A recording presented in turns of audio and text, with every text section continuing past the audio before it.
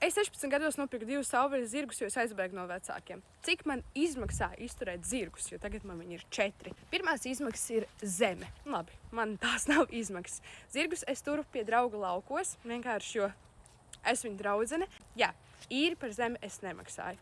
Tālāk ir elektriskais gans, kurš iet apkārt visām ganībām. Elektriskais gans man izskatās šādi. Viņš ir vai nu ieskrūvēts kokos, vai nu tiek atbalstīts ar mietiņiem.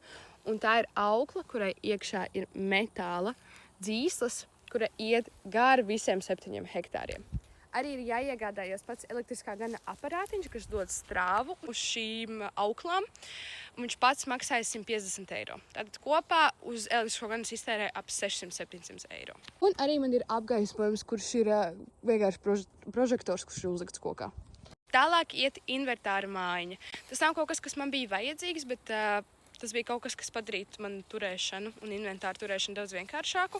Es viņu pirku depo un arī uztaisīju apakšu no koka, lai es varētu tur mierīgi staigāt. Arī iekārtot to mājiņu bija kaut kādi 30 eiro nopirkt plauktus un pakaramos. Nezinu, māja kopā izmaksāja visticamāk kaut kāds 350 eiro. Es teiktu, ar visu iekārtojumu un elektrību un lampiņu.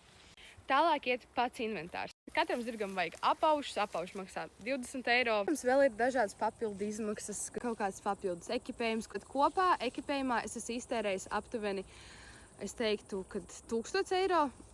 Tas ir ieskaitot mēģinot dažādus segus, es pirku dažādus segus, viedrenes, tas ir daudz apauši, tie dažādi iemaukti. Un tas viss ir pagaidām uz 4 zirgiem, bet man šie zirdziņi ir bišķiņi mainījušies un nav visus 3 gadus bijuši vieni tie paši zirgi un tāds pats zirgu skaits. Līdz ar to kopā es teiktu, ka es iztērēju 1000 eiro uz visu inventāru par šiem 3 gadiem, kas man ir bijis.